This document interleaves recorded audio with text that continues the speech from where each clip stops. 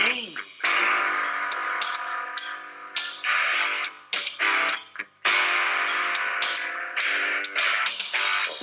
Way too much for work. You should work better.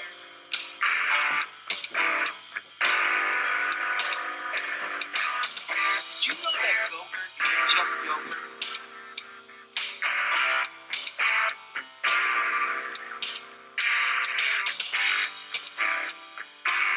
This is why I came to America. Welcome to another episode of MIATC and the Chief. If you can see us, that means you've done an intelligent thing and you're watching the YouTube live stream. We are live on YouTube, as we have basically, I think we've decided this is the official way we're going to do it from now on. You will get the podcast if you're subscribed to the podcast, and if you don't want to watch it live, that's great, that's awesome, that's fine. Listen to the podcast. So make sure you do that. Subscribe, MIATC and the Chief there on iTunes, SoundCloud, Spotify. Where else do the kids listen to the podcast, Patrick? I don't know, maybe FM? Oh, I don't think we're on. Is that an app? Maybe some AM radio? That would be funny. Jubilee. We are not over the airwaves in the old school fashion, so you will have to find us online. But those are all the places you can find us to actually listen. Now, Patrick, we are here today on this lovely YouTube Live. And if you've joined us for the last couple shows, the draft special and the post-draft show that we did last week, where we talked about what teams we thought had a good draft, yada, yada, all that good stuff. Go back and listen to that, by the way, if you haven't. That would be a good place to start. But that is not the normal style of the show. So tonight is going to be more of that normal style of show. So, Patrick, how do we usually start out for the folks who don't know? We start out with our Is Back. What is back this week, Patrick, for you? For one, the Is Back segment is back. That is true. But we're going to dive incredibly deep into this, because what is back is we have a full season of the NFL officially scheduled. Yes. So technically the NFL season is back. The draft's over. We're seeing draft picks on left and right. But we have actual dates and times for 90 to 95% of the NFL season. I say that because some games are going to be flexed. There's some games that we don't know if it's going to be like in December, if it's going to be like a Saturday or Sunday, but we have dates, we have times, we have TV schedules. We're ready to go. So if you plan anything on a Sunday afternoon or a Sunday evening from this moment forward, it's your fault. Right. If you miss a game, you know exactly who to blame, and it was most likely yourself. So, yes, that is absolutely back, and we are going to get into the meat of that schedule here in a bit. But, Patrick, we're actually going to take a small little sidebar, because I know you thought, and I actually said that this was going to be my shame this week, and it's not. Oh, we're talking about this. We're doing this now. We're going to do this now. Okay, let's get it out of the way. Because, Patrick, I'm aware that we're going to disagree on this a little bit. I think when we talk about it a little bit, you will see my side and understand what I'm saying a little bit. And it's not that I don't totally disagree with what people are saying. So, Patrick, my Is Back this week is Tim Tebow. Timothy. Now, why was that going to be my shame? Because, Patrick, I'm going to tell you what is... And I texted you this. I said, this is the laziest take that you can possibly get with Tim Tebow coming back. And I've seen it far too much from fellow podcasters. I've seen it too much from sports writers. I've seen it too much from a lot of people. And that's the idea that Tim Tebow coming back and Colin Kaepernick not playing, not being on a team, not being on a roster, are in any way comparable. It is the laziest take that you could possibly throw out there. Because look, if you want to sit there and say, and here's why I say that's lazy, because they're not really comparable. Really. if you think they are, I'd be interested to hear why you think they are in a second. But, man, look, at the end of the day, I am fine if you want to call Tim Tebow coming back nepotism because Urban Meyer's the guy who's going to bring him back. I'm fine if you want to say he's getting a chance that he shouldn't have. Sure, let's bring that on. We can discuss that. But to throw this out as a comparison between what Colin Kaepernick has dealt with, and say what you will about, and we've talked a couple of times on the show about that whole situation, about him not being on a roster, and all of that, and I'm going to call it a mess. Has he been given chances? Yes. Have they maybe been perfect chances? No. Have there maybe been chances that weren't good enough that he deemed them worthy of consideration? No. And I think that's fair to say, and that's a different conversation. But I think if you compare Tim Tebow getting to play again and signing on at a different position to what I'm going to assume is going to be a vet minimum contract on a team where he's probably not going to make the day one roster, just because he's best friends / the son that Urban Meyer wishes Tim Tebow was, like, that is not the same thing and as what Kaepernick's dealt with. And if you want to compare the two, I think that actually does a disservice to what Colin Kaepernick was standing for. Right or wrong, whatever you think about Colin Kaepernick, I think it does a massive disservice to what he says he's standing for and what a lot of people believe he's standing for if you compare that and throw it out and throw Tim Tebow's name in the same conversation. Because if you really want to get into the area where I actually think that they're the most similar is the thing that people don't want to talk about. And that's the fact that if you really think about it, if you're going to play that card, and we talked about this when Tim, way back in the day, so we're talking like early seasons of this show, Patrick, that I think on some level, the reason Tim Tebow didn't get a ton of chances to play quarterback after winning playoff games in a playoff game in Denver is that I think a lot of people viewed him as a distraction. And I know that's what's been bandied about with Colin Kaepernick is, oh, well, all that mess is a distraction. Well, if you're going to compare the two, I think you have to address that people also consider Tim Tebow a distraction. And if you go that route, you have to be willing to admit that I think that Tim Tebow, in a lot of ways, didn't get as many chances as a starting quarterback because of his belief system. Now, is that right or wrong? Are the two belief systems comparable? Is one, civil rights versus religious stuff? That's a whole nother mess. But long story short, I think it's absolutely lazy to compare the two.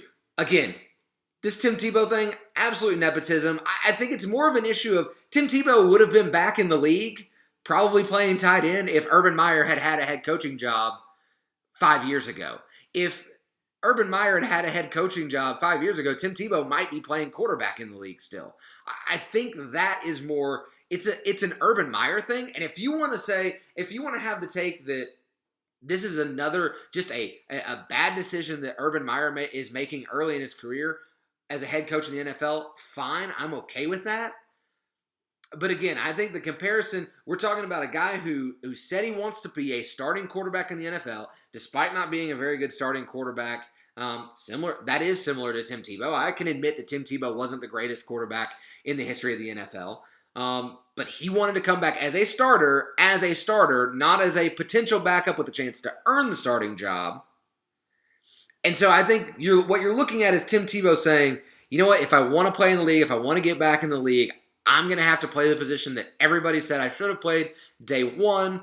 I'm going to try this thing. I live next door to Urban Meyer. I know his offense. I know what he's going to expect. You can even give the potentially a locker room thing, although I think it actually could be a bigger locker room issue than it would help with him being on there. But you're getting a guy, and this is on a team that's a very young team that's got a lot of new players, and so I think they're completely different than Colin. So that's why it was going to be my shame was not so much Tim Tebow or Colin Kaepernick, but the sports writers and people who are comparing it very, very, and just saying, oh yeah, these things line up, and it's 100% a white privilege thing why Tim Tebow's back in the league.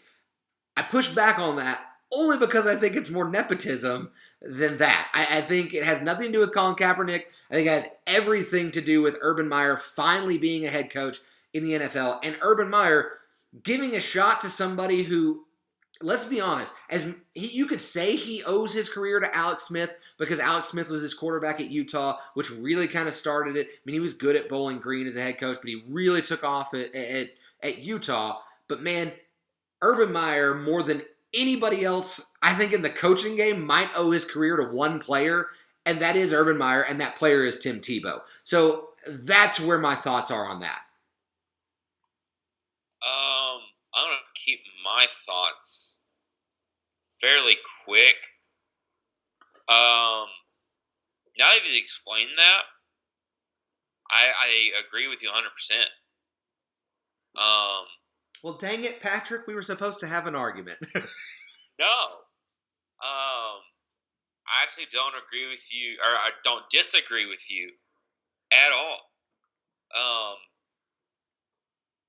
And once you describe why you hate the argument and your reasoning for it, I love that take.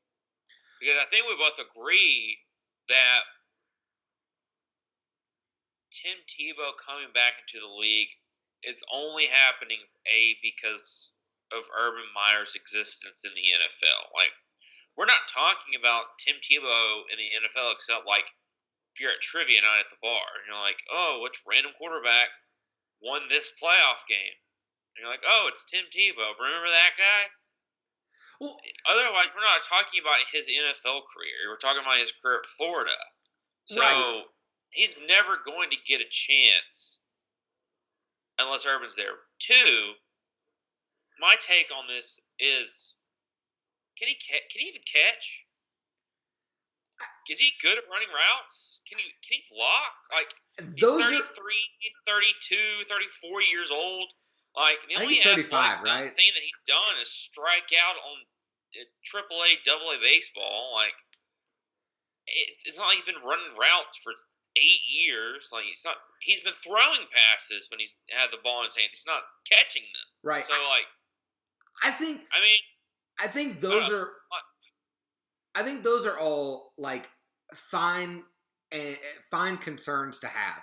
Like, those are the questions people should be asking. And again, I push back on anybody who says anything other than this being an Urban Meyer issue, because again, my thought is that, like, I'm pretty sure I've heard their next door neighbors. I haven't, like, gone back and figured out, but, like, that's a hometown kid who, not kid anymore, but that is a hometown kid who Florida people love, who Urban Meyer's in love with, and people are already, like, customizing jerseys, I'm sure. Right. So, like, marketing-wise, it is pretty freaking smart. Well, and I push back a little bit when people are like, oh, this is just a ticket sales thing. Because I don't think Tim Tebow possibly being the third tight end on your roster is selling tickets. But what I will say is this, and why I actually think it might be an intelligent signing, Patrick, is that look at a team a little bit farther west, but not too much farther north, by the name of the New Orleans Saints, Patrick. And what have they done with Taysom Hill? And not that they've done anything super incredible with Taysom Hill. I mean, at the end of the day, Taysom Hill's fine. He's whatever. He's a gadget player who does some things in some games, at least for now. Might he be a starting quarterback by the end of this thing? Who knows what Sean Payton's going to do. But if you look at a guy like Urban Meyer's a guy who's going to do something different in the NFL than maybe what we are used to seeing. And so why, if you're Urban Meyer and you have the opportunity to bring in a guy like a Tim Tebow and you can get him decent enough, and he's decent enough at playing the tight end position, at least as a pass catcher, or even as just a decoy, then maybe you can work in some packages where he is a rushing quarterback a la Taysom Hill. And I realize that now you have Trevor Lawrence, but if I'm Urban Meyer and I still want to use the power running game a little bit from the quarterback position, but I don't want my rookie franchise quarterback getting murdered in his first season, Maybe I bring in a guy like Tim Tebow to get beat up a little bit, to still do that, and, have some trick plays here and there, have some gadget plays here and there, because if you're the Jaguars, you're not a better team than anybody else in that division, except maybe the Texans, because it's possible that Davis Mills is going to be their starting quarterback. So they're a team that's looking to steal a game here, steal a game there. They're not a team that's that you're expecting right now to challenge for the division title. And so maybe you win a couple games, maybe you steal a game or two against a division rival, and that helps you keep your job for a year. And so close to enemy territory. They're not stealing. No, well, that's because there's only 3 other teams in the division. They could probably beat Houston, so they're not stealing a Houston game. So no. But that's what I'm saying, Patrick. They might have Tennessee come to them on an early Sunday morning and eke out a win. They score a touchdown they shouldn't have scored. They get a trick play touchdown. They win that game. I think that's what kind of season you're looking for if you're a Jacksonville Jaguar fan, because your team is not going to be elite yet. This is a great building year. This is a division that you've got a chance of doing something in, because it's a very top-heavy division with your Colts and your Titans, but then obviously the Houston Texans are a dumpster fire. They might as well be a franchise team starting over at this point. So, long story short, that's my thing. I've seen far too many people use that take, and it's very clickbaity and it's very hot buttony, and it gets a lot of views and likes. But just understand, if you're going to use that, it's super, super lazy. If we want to talk about, which we don't, but if we want to talk about the Colin Kaepernick issue and why he didn't get a chance in the NFL after San Francisco, that's, again, another discussion for another day. It, in this case, has nothing to do with Tim Tebow. Now, you could make the argument that there are other quarterbacks out there that this makes sense with that are actually in the NFL playing quarterback. Guys like, I don't know, a Ryan Finley. Who else is, I'm trying to think of some other.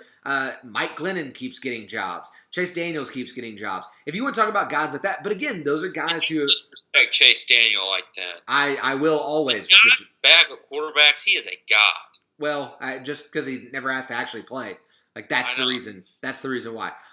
So that is why Tim Tebow is back for this week. But Patrick, let's get into this NFL schedule a little bit. So we're gonna start talking with primetime games. So that's going to be your Monday night games, your Sunday night games, and of course your Thursday night games.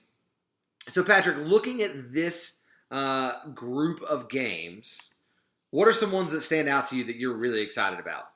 And explain to me why the Saints have so many primetime games.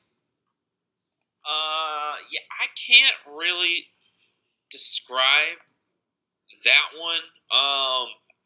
I mean, they have a huge fan base, and they get a lot of eyes, but the problem with that is they're not going to be as good as they have been. They're basically a brand new team. So to expect the same results is not going to happen. So I don't know why. Do they have 4 or 5? I think it's 5, isn't it? I just had it in front of me and I moved it. I think they get 5. Tweet. I thought I had said. Yeah, because the Packers. Let's see, the Packers, Bears, Saints, Bucks, Seahawks, Cowboys, and Colts all have 5 primetime games.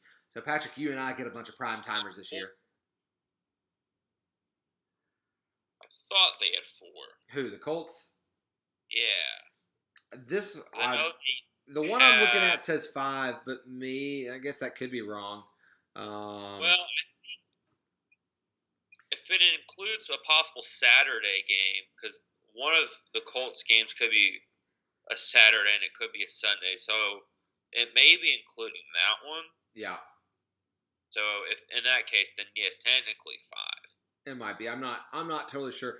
But let's look at these Thursday night games, Patrick. From the Thursday night games, there aren't necessarily a ton that stand out to me as great matchups.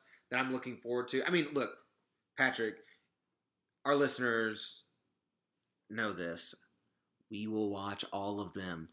We will watch all of them while we are live streaming an episode of this show. So, don't like, guys are like, this game sucks. I'm not going to. Yeah, you are. Like, look, if you don't think I'm going to watch Cincinnati, Jacksonville week 4, you're lying. I'm excited to watch that game, actually. Yeah. But look, we started off. The one I might be willing to skip is week 2, or I guess week 3, where it's Houston versus Carolina. That might be a skipper. I'm watching that one. But look, we start off right off the bat with a game that I'm actually really excited to watch, and it's the Washington football team taking on the Dallas Cowboys. And that's going to be really interesting to see how this Washington football team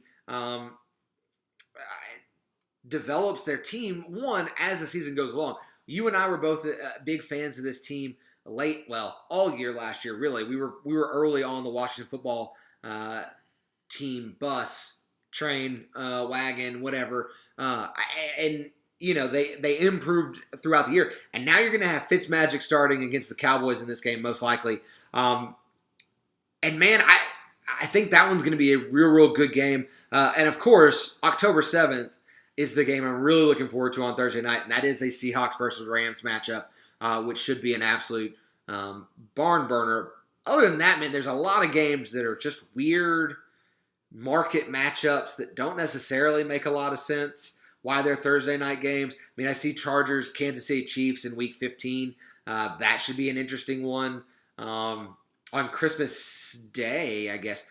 Oh, that's why you got a Christmas Day game on Saturday. That's the primetime game. Christmas to me. And that could be a very fun game between the Arizona Cardinals and your Indianapolis Colts, especially Week 16. That's a Week 16 matchup, so that could be a lot of fun. Because it's the weird Thursday night on Saturday night game. And then also the Packers play the Browns that day too. So, that's just going to be a good football day. So which ones of these stand out to you? I mean, other than the obvious, like, both of those Christmas Day games, I mean, they were technically Saturdays, but those are going to be really great. Chiefs, Chargers, let's think about both of their matchups last year. The first matchup last year was Herbert's very first game in the NFL, and they almost won in a start where he knew 5 minutes in advance. And then the old lung puncture game. Yeah, the next one was a game where the Chiefs were resting all of their starters. I feel like, 'cause I was thinking it was like the last week. And again, it was a very close game. So that one I'm very excited about. And that was going to be late December. I mean, both of those matchups you need to keep an eye on. But for it to be on Thursday, late in the season, that's going to be awesome. Cowboys-Saints could be interesting. It all really just depends on how the Saints are playing. I will say the November 11th game between the Ravens and Dolphins. Oh, that's a sneaky good game. That is a sneaky good game, especially if we see a solid season from Tua. Like, I think we should. Right. That one's going to be sneaky good. Yeah. Yeah, and then there's some weird matchups. Houston, Panthers, Eagles, Bucks, maybe. That should be a blowout. But the interesting thing, what's always interesting about Thursday nights is whatever should happen rarely does because it's a Thursday night football game. I know. And weird stuff happens. We've seen upsets on Thursday nights. Right. That first game, too, will be interesting with Dallas and Washington just because it'll be interesting to see how quickly Dak gets back in the swing of things as the starting quarterback there, and obviously their defense still needs. We got to see what their defense is actually going to do. So we go on to the Sunday night games, Patrick, which typically for me are usually the game of the week, right? And that's why you get the flex games later in the season. But aren't they flexing games to Monday night after Week 12? Isn't that what's happening? That is a possibility. So looking at the Sunday games. Man, I love this too. We start off the season with a Sunday night football on Thursday night game. Why they didn't just call it Thursday night football and whatever, Just because it's going to be on NBC, yeah. so they technically own the rights to Sunday night. Right. I think they technically have to call it that. But that one will be a very interesting game because you've got Tampa Bay starting off the season as defending Super Bowl champs against those Dallas Cowboys. And so we'll get a very, very quick look at that Dak Prescott offense and see what happens with them. And then you start getting into, man, week 2. We get 2 Sunday Night Football games that first week. L.A., the Rams and Bears play as well. But the Bears might be a dumpster fire to start the season, so it might not matter as much. But then week 2, you get Ravens-Chiefs in what has kind of become a rivalry fairly quickly, and that's going to be a very fun football game. Yeah, that will be fun. We're both in agreement that Lamar is not the sexiest quarterback in terms of like playing the position. No, but he's fun to watch in terms of just making plays. And that's what sells. That's what gets ratings. That's why they've got as many primetime games as they do, is because he's fun to watch. And then sometimes he has to go poop in the middle of the game, and it makes it even more fun to watch.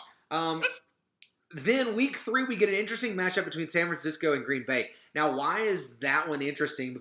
Partly because it'll be interesting to see if Aaron Rodgers is the quarterback there in Green Bay. And obviously, there was a thought that maybe the 49ers were the team that was on the short list of Aaron Rodgers. Obviously, they drafted a young quarterback. So it'll be interesting to see, too, if Trey Lance is starting by then. So that's a game to keep an eye on. Patrick, the one that the NFL, I think, is most proud of their scheduling is week 4, and that is the New England Patriots taking on the Tampa Bay Buccaneers. That's the Brady Bowl. Yeah. We're going to see a lot of eyes on that one just because everyone's going to see how Brady's motivated to do literally anything, but we're all wanting to see if he drops 100 on New England. He wants to probably make Belichick legit cry. You want to see a grown man cry? Watch this game. Well, the interesting thing about the two, that's in New England. I heard earlier today that the tickets are the cheapest ticket is $1,500, I think, or maybe $1,800, somewhere in that range. I've got never mind. And the most expensive Ticketmaster link on the site that I'm on. Oh yeah, lowest price on Ticketmaster is $1,100. Yeah, and I think I saw that the most expensive is going for $12,000 or something. But that one. So too, what also is interesting about that is that could be the game that Tom Brady is passing Drew Brees for passing yards or again. So the opportunity for him to do that in Foxborough in front of his old team is a genius move to put that at a primetime game. But Patrick, these are potentially all really, really good games. Next up, week 5, you got Chiefs-Bills, which is going to be an incredible matchup. So we'll just kind of go down the list on this. Steelers-Seahawks, week 6. I'm a little bit lower on the Steelers right now than I was last year at this point. So that may, but that's a bit of a rivalry game just because the Seahawks are still upset about that Super Bowl that was taken from them. Then week 7, you got 49ers Colts. Again, depends on whether Trey Lance is playing or not. That could be a little bit more interesting. Vikings Cowboys, so we get primetime Kirk Cousins against the Cowboys on Halloween. Ooh, spooky game.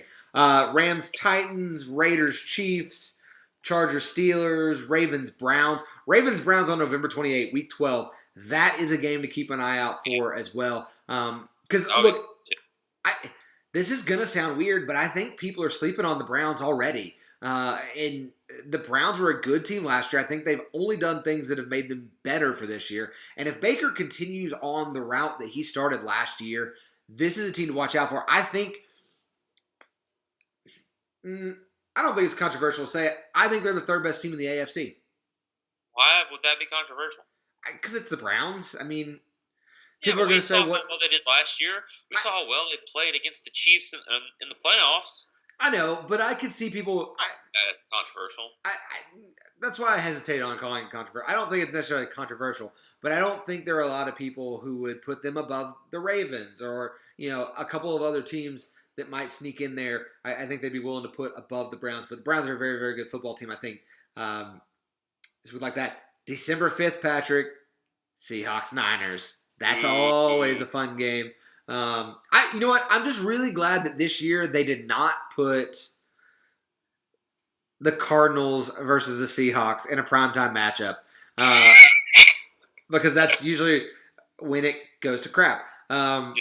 Packers Bears week 14, Bucks Saints week 15, Washington football team against Dallas again in a primetime game week 16, which could be for a playoff spot by then.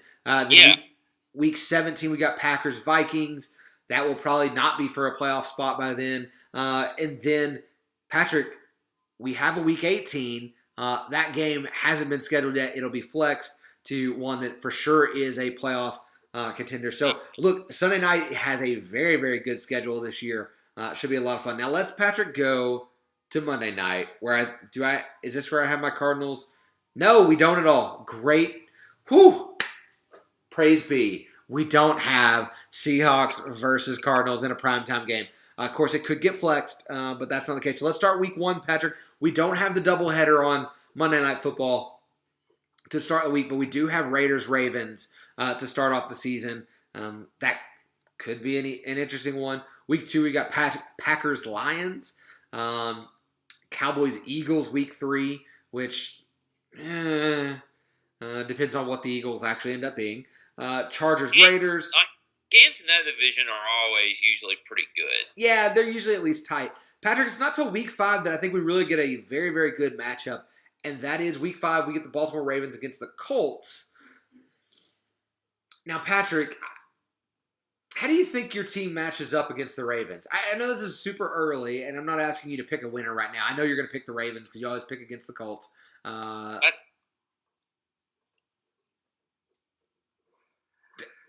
Anyway.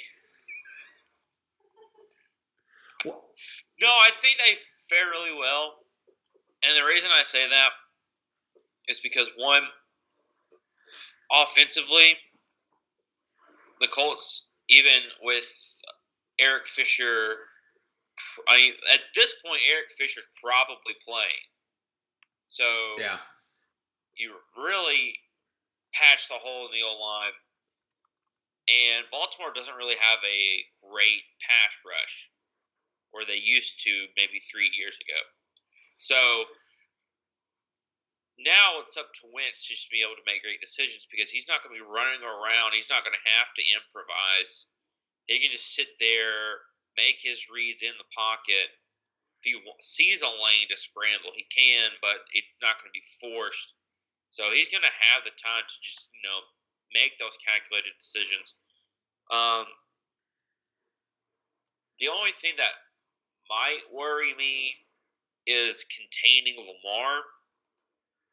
I feel like in terms of playing against mobile quarterbacks, that's not really the strongest suit in terms of Indianapolis. And that's a pretty big concern. Exactly. Like, they're going to be able to handle the passing game because he's not the most accurate passer. So they're going to have to try and keep him in the pocket and keep him throwing. Because I think if he's going to scramble, they're going to be able to run all over Indianapolis, in my opinion. So I think having this game on a Monday night, it's going to be very entertaining because I think Lamar's going to be able to run. Wentz is going to be able to pass. Indy's got a solid run game. So this could be a actual high-scoring affair, kind of like on a separate primetime game where we would see maybe like Chiefs-Ravens. So it's going to be able to hold up on its own. I am a little nervous, though. Yeah, so week 6, we got Titans-Bills, which should be a pretty good matchup. 7, we've got Saints versus Seahawks, which, man, if Jameis is the starting quarterback and he goes full Jameis in that game could get very entertaining very, very quickly. It just all depends on what who ends up being the starter and what they end up doing with that. Week 8, we've got Kansas City taking on the Giants. Week 9, Steelers versus Bears. That might be a dumpster fire by then.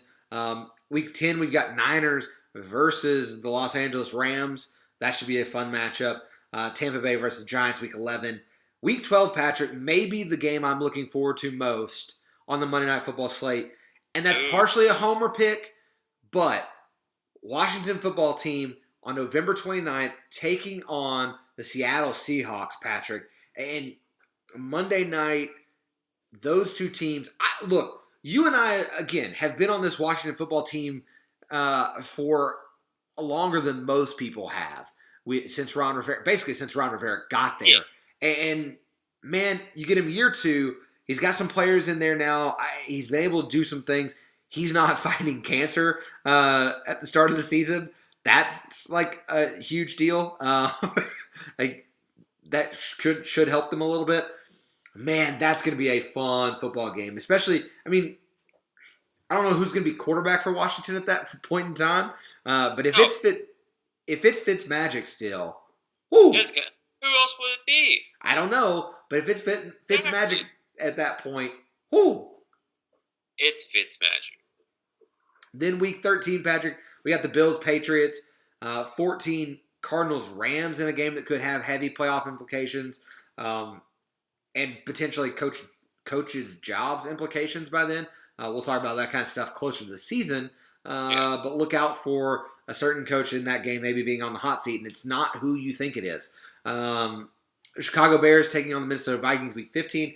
Week 16, Saints Dolphins, which I think that's a game you put on the schedule there because the Dolphins are a good football team, and you hope the Saints are. And then final week of the season, we've got the Pittsburgh Steelers versus the Cleveland Browns. Now, I actually think that those last 3 games are games that we might see flexed out. That I think there's a good chance we see flexed out because Bears-Vikings, one of those teams is probably going to be fairly far out of the playoff hunt, potentially both of them. Saints-Dolphins, one of those teams could be way out of the playoff, and it's not the Dolphins. And then you look week 17, I think obviously the Cleveland Browns I think are going to be fighting for a number 1 seed even potentially at that point. The Steelers might be so terrible that it doesn't matter at that point. So those are games that might, now that we can have Monday night games flexed, to watch out for that might get flexed. But I think overall this is a very strong primetime schedule. We're nerds, so we're going to pick the game that we want to watch every week and watch it anyways, and then also watch the primetime game, so it doesn't necessarily matter for us. But I think for the casual fan who's just going to tune into the bigger games, the primetime games, you got quite a slate this year to look forward to. Now, Patrick, let's move on because we'll come back and talk a little bit more about the schedule here in a bit. But it's time to go to Shames, so I'm gonna let you go first. Shame, I know your name. This one for me kind of hits home. Oh, do we have the same shame? And is it a sad shame? Mine's a sad shame. Oh, I was going to wear the shirt, Patrick. I didn't. I put on my Kraken shirt because I couldn't find it. I forgot where I put it. Patrick. Shame. We have the same shame, I think. And if I'd have known that you were going to have the same shame, I would not have used that drop because it's a sad shame, and it's Colt Brennan. That actually wasn't my shame. Oh, well then I'll go first then. You go first, because that one is also... that one is more sad, obviously. Yeah. I mean, look, RIP to the real late-night king. Yeah. He is right in my wheelhouse. Obviously, I'm a class of 2008, so I graduated in 2008 from high school. I was playing quarterback at this point in time. Everything about watching Colt Brennan play football at the University of Hawaii was my favorite thing to do. I would stay up late. You got to stay up late for the Hawaii test anyways, but I was a Hawaii fan because of Timmy Chang before him and a couple of the other guys in between there. And so I was a big Hawaii fan already. And then Colt Brennan was just a special college football player. I'm going to read you his stats from his junior year, Patrick. 14 games, 406 completions, on 559 attempts. That's good for 72.6%. That's crazy. 5,549 yards passing, 58 touchdowns, 12 interceptions. So that year in particular was just an absolute blast to watch. I believe, was that the year they went to, was it the Sugar Bowl? Yeah. Yeah. And then the next year, Patrick, he slacked off a little bit, didn't have quite as good of a year, and they only played in 12 games. He only threw for 43 yards, 38 touchdowns. So Colt Brennan finishing his career as a three-year starter, Patrick, at the University of Hawaii. 1,115 completions. Finished with a career completion percentage of 70.4%. 14,193 yards passing. 131 touchdowns. Now, he did also throw 42 interceptions, but that was the part of the fun of watching a Hawaii game back then, is they were throwing the football around so much. And June Jones was very much a head coach back then, at least, of the opinion of, bro, we're just gonna sling the rock, and if you throw an interception, they're gonna have to.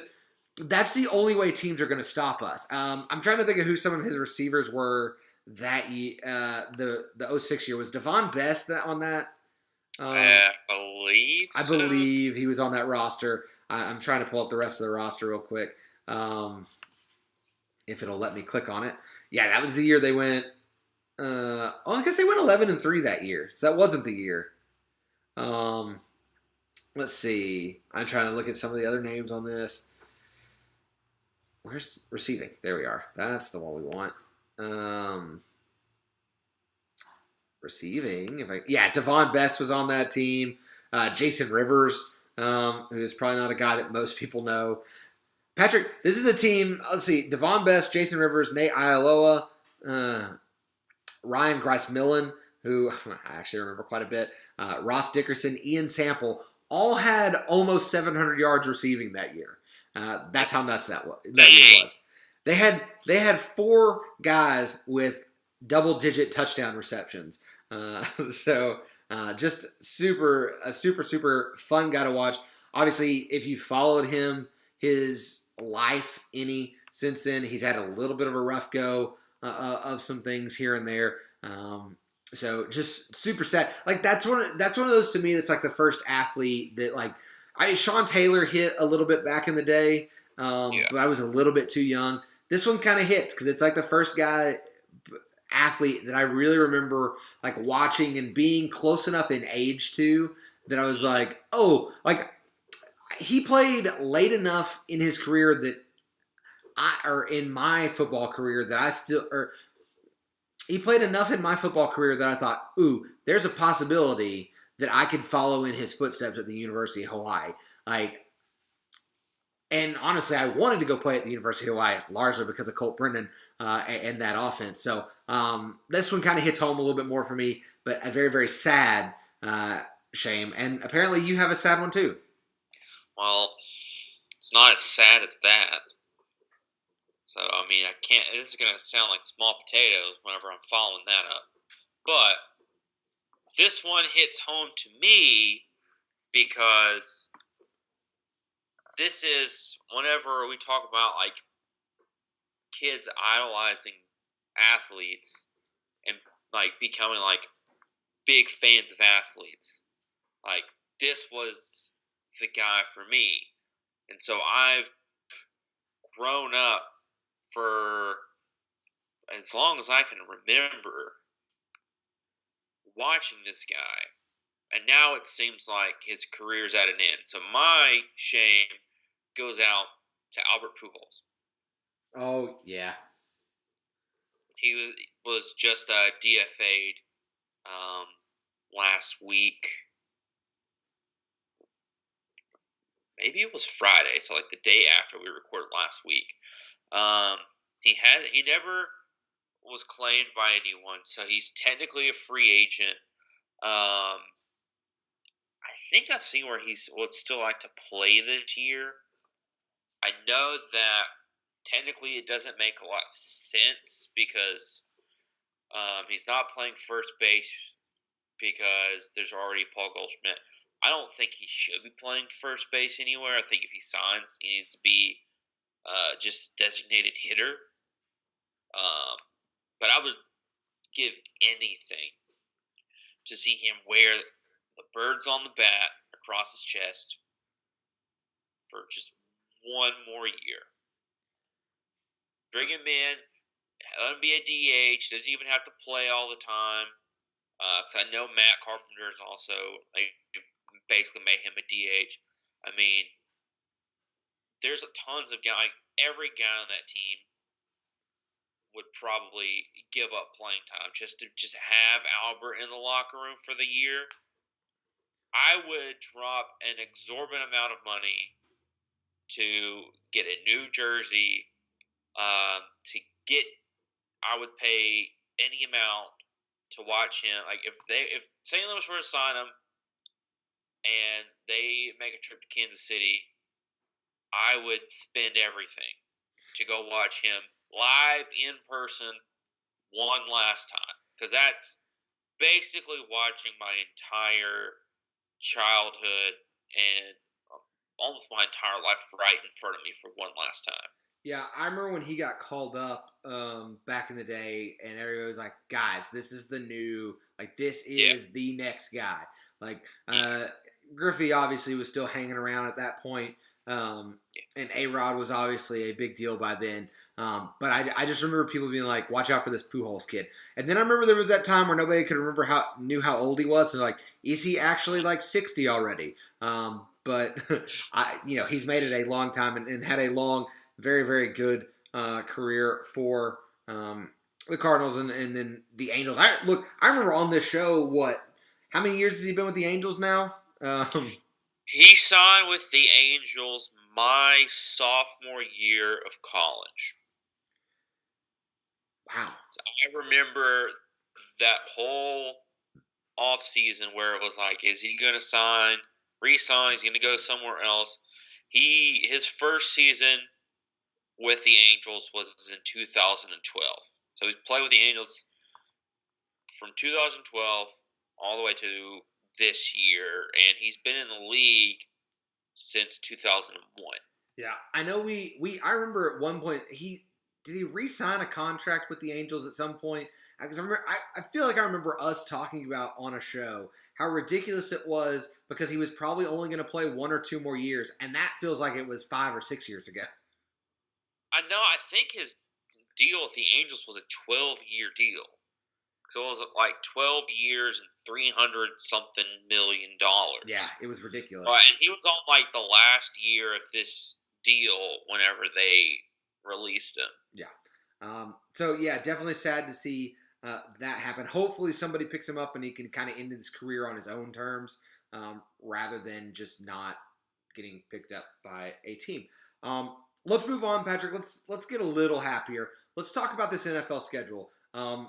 It's been released. I don't know if you want to go through team by team and talk about games that you're excited to watch, matchups you're excited to watch, or how exactly you want to do it. But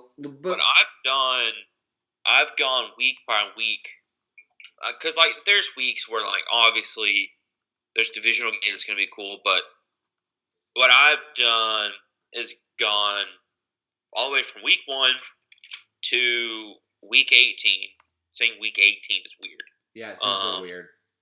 But there's games where like you're honestly watching games, you're tuned in like division games, but what I've done is kind of made notes of like some games that I'm definitely interested in. So I can kind of start that if you wanted to. Well, okay, let's go on there. Like starting off like week 1, talk about a couple games. Yeah, let's talk about week 1. We won't go through the whole schedule of what game, because I don't think I can talk all those words out of my mouth. But man, week 1, let's see. What are some games in week 1 that you're excited to watch? So, obviously the very first game of the year, we've got Cowboys and Bucks. We've talked about that one already. There's a couple of games that Sunday that pique my interest. We've got the Sam Darnold Bowl. We got Jets and Panthers already week 1.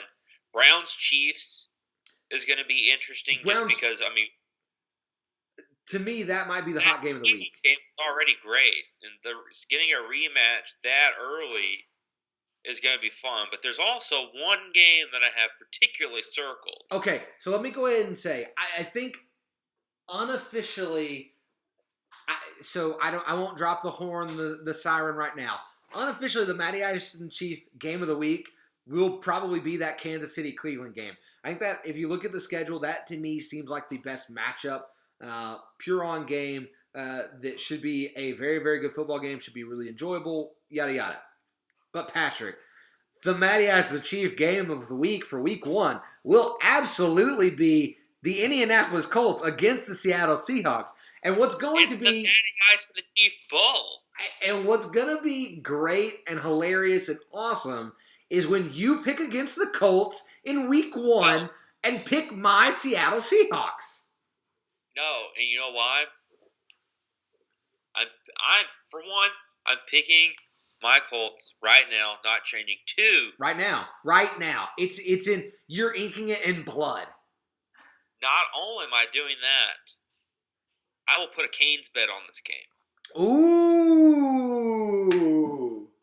I will put a Canes bet on the Matty Ice the Chief Bowl right now. What's the other side of this? Well, you have to put a similar restaurant when you're in on the table. Ooh, I'm okay. I may have to think about that for a minute to figure out what restaurant I'll put on my end. You know what? I accept it. I'll find a restaurant, and probably by the end of the show, I'll figure out a restaurant. But you know I'm good for it. I'll figure out one that I'm not a big fan of. I like that. So week 1, Matty Ice the Chief already have a bet. Seattle taking on the Indianapolis Colts. I like that. Let's move on to week 2, Patrick. What games stick out to you there? Week 2, I've got one circled on this one, and we've already talked about it. It's the Sunday night game. Chiefs-Ravens is the one that I'm most excited for. I'm sure you're scrolling through. Mm-hmm. Another one that we could talk about that's just as interesting. It's going to be the afternoon game. It's going to be Cowboys-Chargers. That's an interesting game, but I'll tell you what actually gets me week 2, a game that really intrigues me, is Buffalo at Miami. An early season division matchup between two teams. Obviously, the Buffalo Bills being kind of that 1B team in the AFC. And the Dolphins, again, largely their season so much hinges on what we see out of Tua Tagovailoa. But if he progresses and has a good season, man, that's another team to watch out for. So you get an early division matchup. I love that game that week. Let's see. Obviously, you said KC, Baltimore. That's the big one. Man, I'll say it. Rams-Colts week 2 could be a very, very interesting game. Because, again, those two teams, Indy coming off of a loss to Seattle in week 1, will be looking to hope to not start the season 0-2. And, the Rams will be still figuring out the Matt Stafford era. So I like that matchup. But, yeah, those are the big ones to me that week. So let's move on to week 3. Although that Tennessee-Seattle matchup should be fun. Let's move on to week 3. What do you see in week 3 that intrigues you? Week 3, you already know my favorite game of the week is going to be the Chargers-Chiefs matchup. Oh, yeah, that's very good. I mean, that's really about the same time we saw the first match last year, which would have been Herbert's first start. That's already probably the best matchup. Colts-Titans is usually a fun one, even though I think that Chiefs game will be better. Washington-Bills, that could be really fun. Yeah. Because you got the Bills team who can hang up 40-plus, and then Washington with as great as their defense is. Right. I think that's going to be a sneaky good game. Yeah, so let's go week 4. Right off the bat, to me, I've got the what I think Sharp, Warren Sharp, sharpfootballanalysis.com. He actually has a grid version of the schedule that I really, really like, that tells you home, road, buys, Yeah. Sunday night, Monday night, Thursday night, Saturday, Thanksgiving, Christmas, London games. So it gives a real good detail. But so week 4, right off the bat, Patrick, looking at it alphabetically, Arizona Cardinals at the Los Angeles Rams. That's going to be a very good football game. Yep. Obviously, in division, you got a little bit of a rivalry there. Kyler versus Stafford will be a fun one.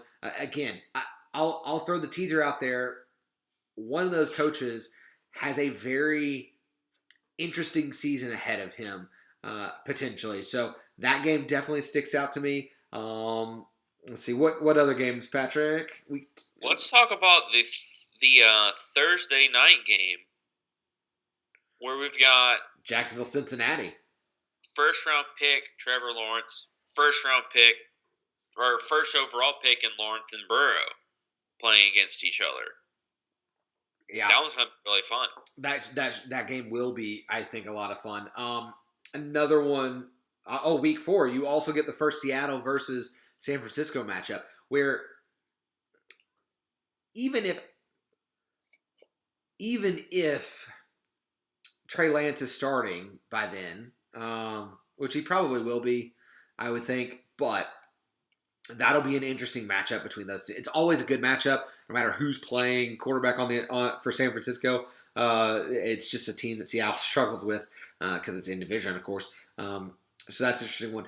Let's go now, Patrick, to week 5. We get our first London game, Atlanta versus the New York Jets. I'm sorry, London. I think we screw London. Here, it almost feels like Roger is out there like, are you sure you guys want to play a game here still? Are you sure? Are you sure you want one of our football games? I love how they always want to grow the game, expand the game, play in more cities than just London and Mexico City. But then when it comes to London, they always put the worst game of the schedule in London. Yeah. But you know what? Look, at least you've got Zach Wilson. So maybe that game's a little bit more exciting because you got a young quarterback. Let's see, some other games that week. Are there any? That may be a sleeper week. That may be one of those weeks that you're like, Ooh, Indy, Baltimore. That's a good matchup there. And then KC, Buffalo. There's another one. And then your first matchup of the Seahawks versus Rams. That's that Thursday night game we talked about already. Okay, so there's some decent ones week 4. Decent or week ones. 5. It's week 5 is kind of like that one week in the college football season where like there's really no great games on at all, but there's games on. Yeah. So you're like, I have to watch. There's games. All right, so let's go week 6. Week 6 is where you first start getting bye weeks.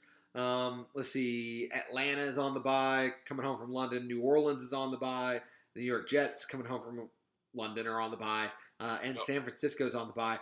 Let's see, what game stands out? Tennessee, Buffalo is a game that stands out on the schedule to me. That is the Monday night game, of course, but that's a good matchup. Let's see, maybe not the best week. Chargers-Ravens is going to be an interesting one. Yeah. Well, and then Jacksonville, Miami in London. You get back-to-back weeks with London games. That could be an interesting one. How did Miami get a London game and then not get a bye week the next week? They don't get a bye week the next week? No. They play... How's that possible? So, they play... To start the season, they go to New England, Buffalo, to Las Vegas, home for Indianapolis. Then they go at Tampa Bay, which isn't a big trip. Then at Jacksonville, which is in London. Then they come home and play Atlanta, go to Buffalo, Houston at home, Baltimore at home, New York Jets on the road, Carolina, New York Giants. Then finally in week 14, they get a bye week. This is what makes absolute no sense to me. Week 6, they're playing in London. And then they don't get the bye. Jaguars. And then the very next week, where there are 16... Wait, let me make sure I got them right. I jumped a week here. There are 6 teams on a bye in week 7. None of them are Miami. How are they playing a London game and then immediately playing a game against the Falcons? I don't know, but that's going to be one of those fun betting areas for a lot of gamblers because that'll be interesting. Let's move on now, Patrick, to Week 7. We'll kind of breeze through some of this as much as we can. What game stands out to you on Week 7? Week 7 is really not the greatest week either. You got a couple. The one game that I have written down, Colts 49ers is going to be fun, especially depending on the quarterback. But I love making bowl games out of the NFL schedule, and we've got I'm going to call it one of the trade bowls. I don't have a better name for it because we've got Lions and Rams, two quarterbacks playing against their former team. Wife Swap Bowl. Yeah, the wife swap. I feel like that's what we'll call it. Write that down so we remember to refer to that. Because my memory won't remember that. The Wife Swap Bowl.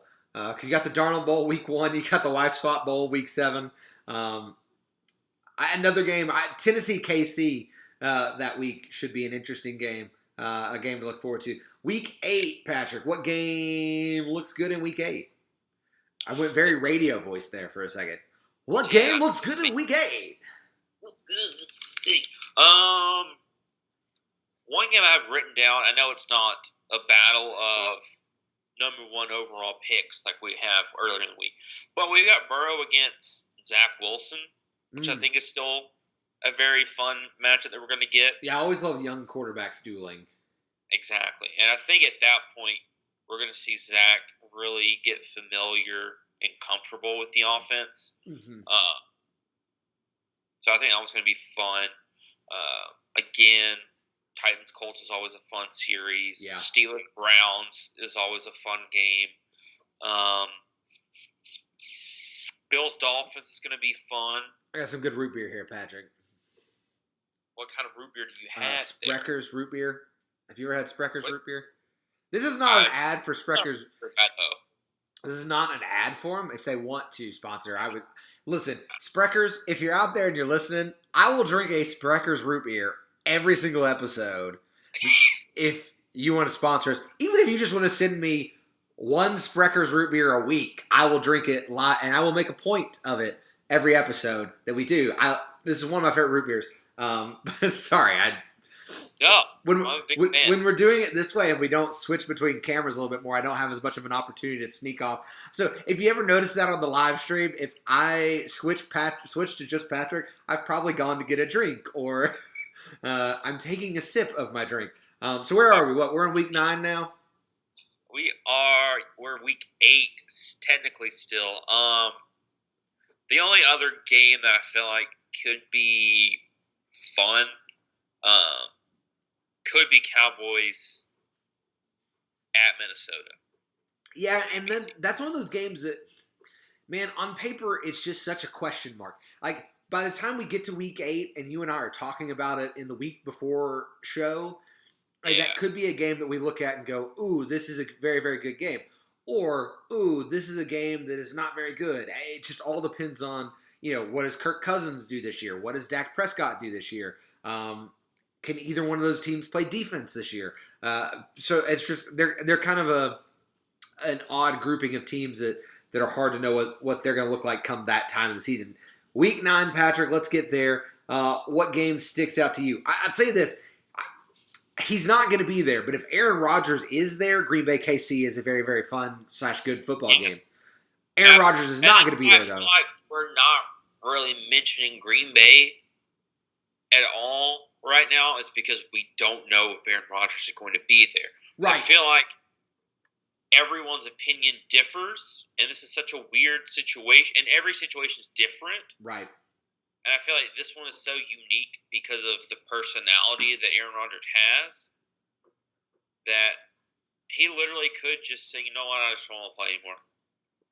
Right. Like, you don't want to go to another team. No, I just don't want to play football anymore. Right. I'll go do Jeopardy. And that's it. So. Right. And that's why, again, there's a lot of these matchups that if Aaron Rodgers is your quarterback, these are matchups that we would have talked about already. Yeah. You look at what their schedule's been so far: New Orleans, Detroit, San Francisco. Granted, they don't have but we would have talked Week 8 about them playing Arizona. We would talk about them the next week playing Seattle if he's their quarterback. We don't know yet at that point in time. At this point in time. Let's see. This one maybe is this might be the week, Patrick. This might be if you've got to schedule something and it's got to be on a Sunday, schedule it this week. Rams, Tennessee on Sunday night might be a game. Yeah, if Aaron is with another team, let's see, like Cardinals, 49ers is pretty solid. That's a solid game, yeah. But if you do have like a Sunday wedding to go to, or you have to go to Sunday brunch, that would be or maybe the parents or the in-laws are in town, like, do it that first weekend of November. Like, that's a solid week to do it on. Because it's really not the best matchups that week. Yeah, that's the week that you might watch out for stuff. Let's move on to week 10, Patrick. What good matchups do we got there? I'm looking real quick. The Thursday game is leading off is pretty solid because you've got Lamar and you've got Tua. Baltimore, as long as Miami, Tua's, yeah. Bucks against Washington. Ooh, I like that. Yeah, I like that game a lot. Especially with a better quarterback playing. Yeah. Because everybody forgets, we've already seen that matchup once in the playoffs. Yeah. And we saw basically a third, fourth string quarterback play very well. I'm about to say, no Taylor Heineke slander on this show. No. I mean, he probably had the best performance as far as like deep on the bench quarterback that I've ever seen, especially in terms of how important that game was. Yeah. Let's see. I don't want to call any Patriots game good because I don't know at all what we're going to see. All right. Are we going to see Cam Newton? Or, like, by this time of the season, might we be seeing Mac Jones? Because, look, I think... November, you very possibly could. Because I think as much as I don't think he's a great quarterback anymore, and as much as I don't think he's even really an average quarterback anymore, Cam Newton's going to start the season. I don't think Mac Jones is ready to start. But you get week 6, 7, 8, and let's see, when's their bye week? Oh, they don't have a bye week to week 14. But you get to see what New England. Oh, look, they play Houston week 5. They play the Jets week 7. Somewhere in that range. They play Carolina, who will probably be a little bit better week 9. So you get in that range, and we might be everything to play that game against Carolina. Right, we might be talking Mac Jones by then. So that's something to keep an eye on. So again, some of these teams, if you're out there and you're listening and you're a fan of these teams, you're like, oh, but I think that's going to be a good matchup. There are teams, Patrick and listener, that it's hard to say, hey, we're super excited about that game when this point in the year we don't know who their quarterback's going to be, or this point in the year we don't know like what is the focal point of their offense. It's going to be, if we can't have a solid answer to that, it's going to be hard to say, yeah, I'm looking forward to that game. So what, we're in week 10 now. That was week 10. Like we mentioned, if Rodgers is playing in Green Bay, I'm absolutely circling that Seahawks-Packers game. Oh, totally. So it just depends. Yeah. All right, let's move on to week 11. Week 11, we got Arizona-Seattle. That should be a fun one. It's in Seattle. That I like that matchup. You start looking Buffalo-Indianapolis that week. That should be a really, really good game. Let's see. Who else? The Rivera Bowl written down with Washington playing against Carolina. Yeah, that will be a fun and interesting one to watch. It might be. I've got this one written down, depending on who's playing quarterback, because we could see Trey Lance against Trevor Lawrence. Yeah. So there's some decent matchups week 11. Let's go week 12, Patrick. Last week in November. Let's see. So that gives us Thanksgiving week. So obviously the main thing, and I think probably I don't want to say the best games, just because Thanksgiving historically doesn't give us the best matchups. No. But But you're watching football on Thanksgiving. That is the matchup. If you're watching any games that week, you're watching those 3 games. So you've got the Bears against the Lions. That's classic. Lions, That's just a classic game. that's a classic game. It's not going to be great, but one team is probably going to drop 40. One guy's probably going to lose his starting spot after that game. Somebody's probably going to get injured. Like, it's something weird always happens that first game. Next one, of course, you've got the Cowboys. So you've got Raiders against the Cowboys. And then following that, you've got Bills against the Saints. Yeah, let's see. I'm trying to see if there's some other ones from that week that I'm looking forward to. Not necessarily. I'm really not looking forward to is going to be Bucks Colts. Oh, I'm looking forward to that. That should be a good game. Seattle also plays. I'm looking forward to losing that game. Well, you might not. But Seattle's also playing Washington, which is a good game. The real competition that week, Patrick, is not any of these Thanksgiving Day matchups between the Cowboys and the Raiders or anything. The real matchup problem that week is food versus my pants and whether I can button them at the end of the day. Of course, that's a rookie move because you should be wearing something elastic on Thanksgiving. You wear your I'm going to wear my jogger pants that day. You wear something that's got a little bit of a stretch. Not worried about if they button or not because, well, they don't have a button. All right, real quick, week 13. Anything there that you're super excited about? Let's see. I'm trying to look real quick. Don't have anything written down from earlier in the day. Yeah, nothing's just screaming. Obviously, that it's just kind of. I mean, you're obviously watching. You probably got Seattle, San Francisco playoff. So 49ers, that's a solid one. Yeah.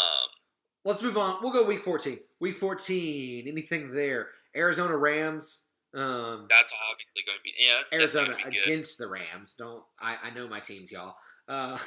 Make sure we get that. Cowboys Washington is going to be solid. Yeah. You know what? Cleveland Baltimore. I'm going to circle one.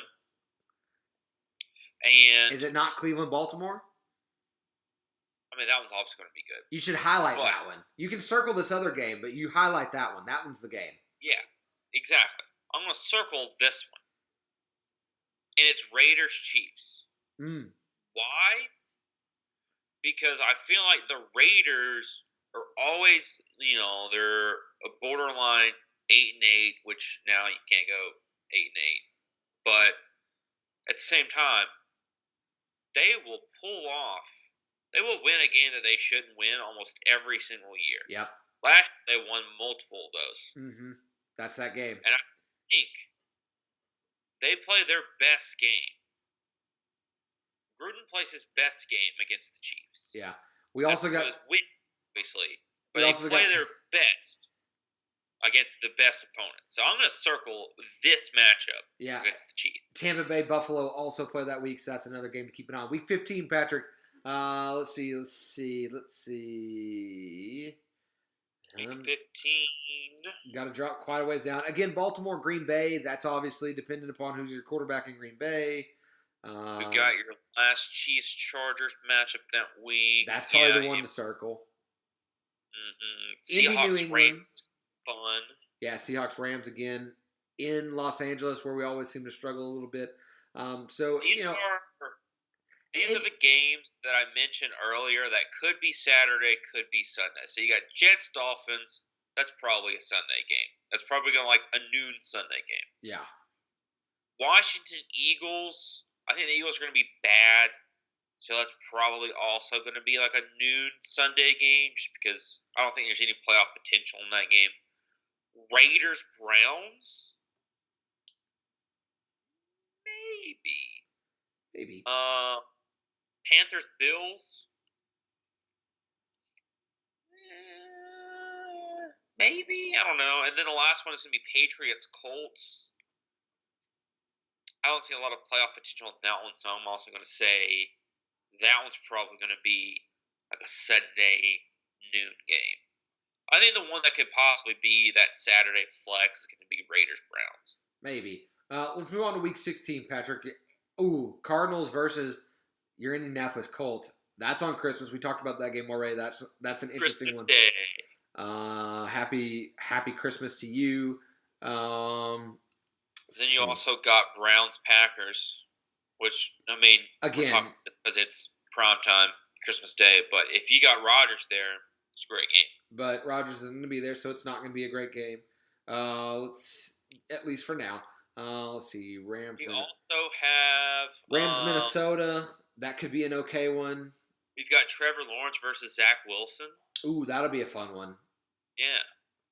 All right, let's move on. Week 17, Patrick, which would normally be the end of the season, but that is not the case anymore. Week 17.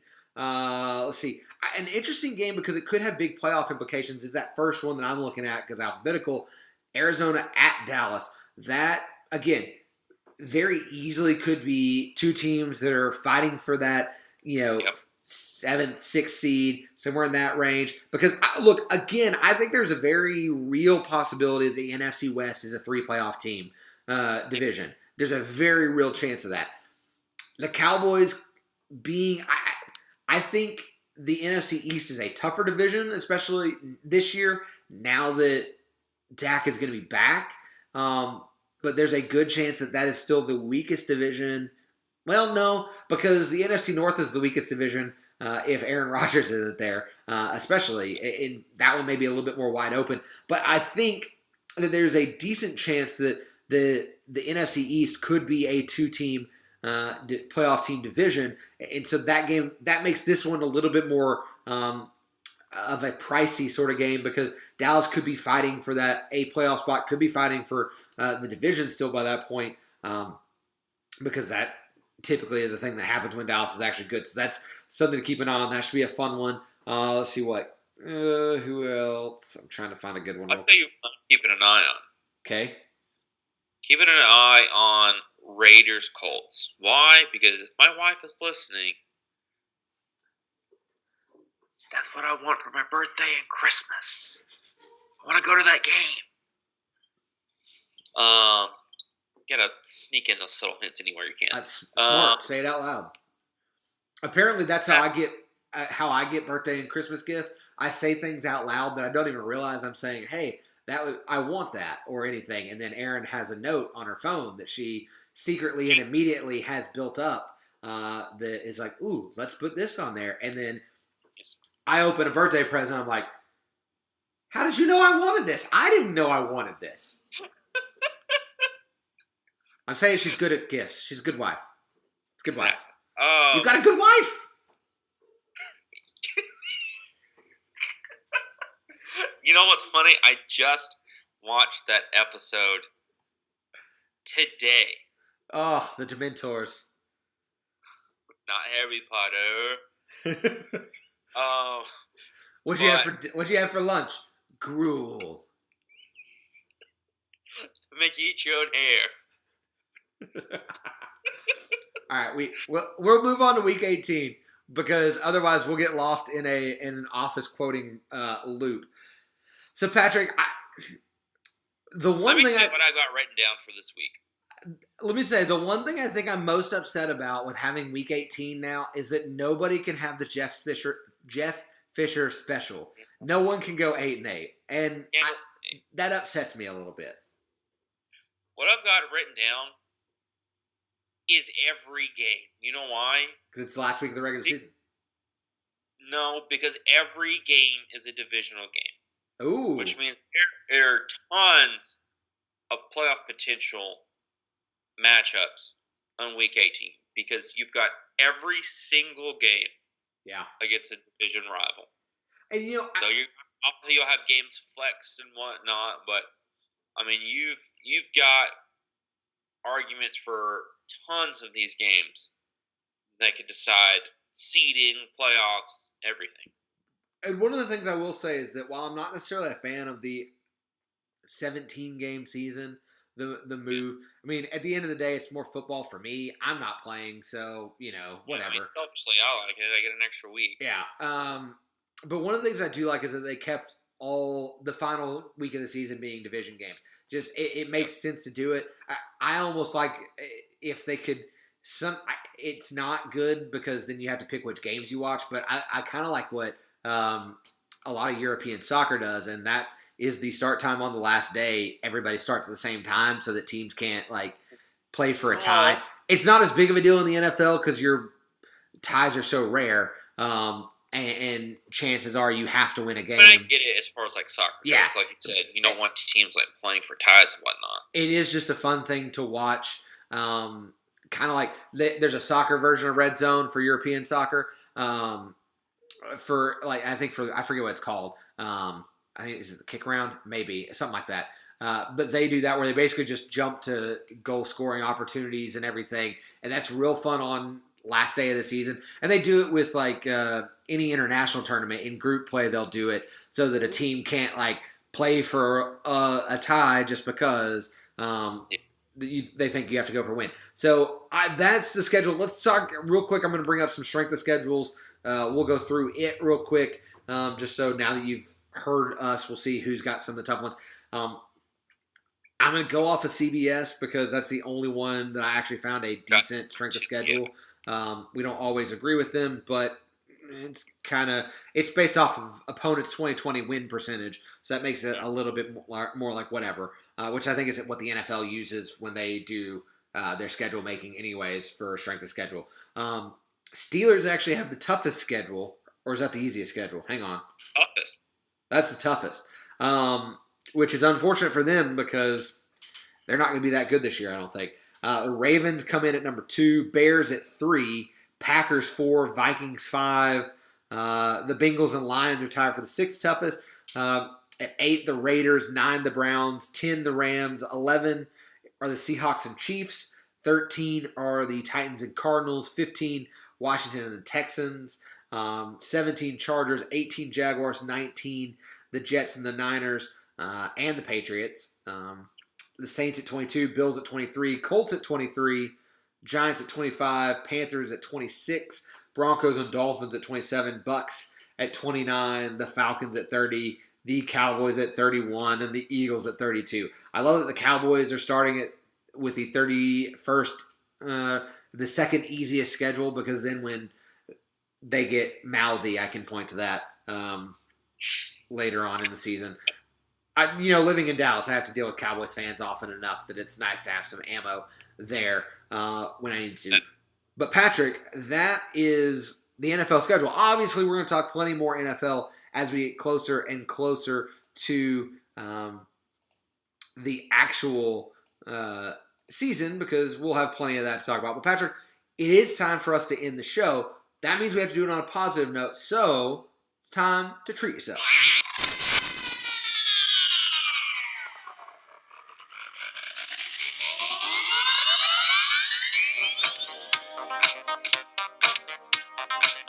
Treat yourself.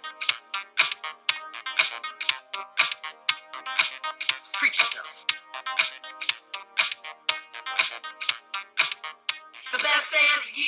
That's right. It's the best day of the year. And Patrick, that's a little bit more awkward for us now because usually we have a little bit of a dance party during that intro. But now being on camera makes it a teeny bit more awkward to have a dance party during that. But maybe for you. Well, let's be honest. I don't really care too much. I will go first. My treat yourself, Patrick, is a combination treat yourself and shame. And I'll tell you why after I tell you who it is. So my treat yourself, Patrick, is the Seattle Sounders. Treat yourself.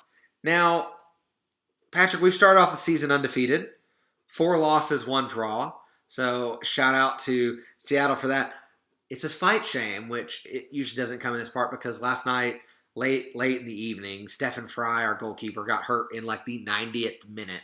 But then also, we had an outfield player, a midfielder, have to come back to play goalie, made 3 saves, Alex Roldan making some huge saves to hold them off, win the game, get that 4th win. So, absolutely treat yourself, Seattle Sounders, to yet another victory and a top-of-the-table appearance for us. So, that is my treat yourself. Patrick, who gets to treat themselves for you this week? The New York Knicks. Treat yourself. the Knicks have clinched a playoff berth for the first time since 2013. Whew.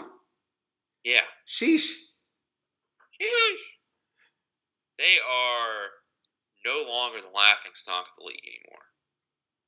Like, they're legit. And it's all thanks to Julius Randle. Yeah, that's...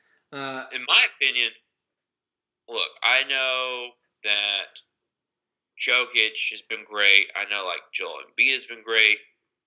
My opinion, the MVP is Julius Randle. Well, that's my opinion. I think you give the MVP to Julius Randle. Look, you know how I feel about this, and that I agree with you a lot in the sense that, man, MVP should not be a best player on the best team or a best player on one of the first two teams in the league. The best player should probably be the team that meant the most for a team that could have had a very bad season. In this case, Julius Randle is on a team that, without him, probably doesn't make the playoffs. Look, without him, they're just your typical Knicks team. Right. But they're like a legitimate threat because of him. Yeah. So to me, that is a good sign that you are a super valuable, most valuable player. So that is going to do it for us as a good treat yourself, Patrick. Make sure you're following us on all of the social medias. Obviously, they're up at the top of the screen, so you can go follow them there. Matty Ice and the Chief on Facebook, Twitter at MIATC Show, and of course our personals at MIATC Show. Or that's not our personal, that's our actual show one. At Matt_Sindler and at Patric_Howie. Instagram's not up at the top of the screen. It is when we go to the next screen when the show is over. But make sure you follow us on Instagram at MIATC Show as well there too. Like, rate, review, subscribe, comment on pictures and all that good stuff. Let us know what you think about Tim Tebow or what game you're most looking forward to on the NFL schedule this year. Go in on iTunes and all that stuff. Like, rate, review, subscribe to it. You're going to get the episodes earlier than if you have to wait on Patrick to tweet, because sometimes Patrick forgets to, and then I remind him, but it's 2 days later because I also forgot to. So don't wait. What I'm saying is don't wait on me and Patrick. You don't have to wait on me and Patrick. Look, am I at fault? The answer's no. Yeah. Because if you subscribe, you don't have to rely on me. Right. You've gotten it. Patrick, it's not your fault. It's that you're just encouraging people to subscribe rather than rely on a human factor. They can rely on the computer. As Dwight Schrute or Michael Scott would say, the machine knows. So let the machine know. Let the machine do the work for you. Like, rate, review, subscribe. We will see you guys next week with another episode. We'll see you guys around. Yep.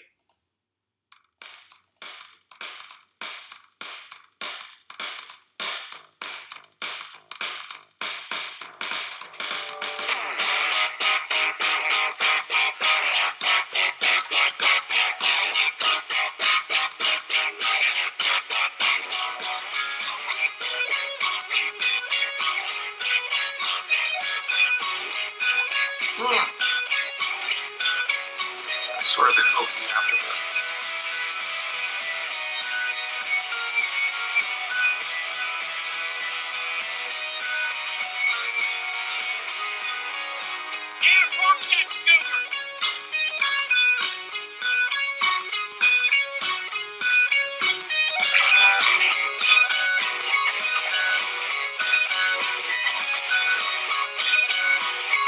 She doesn't even go here.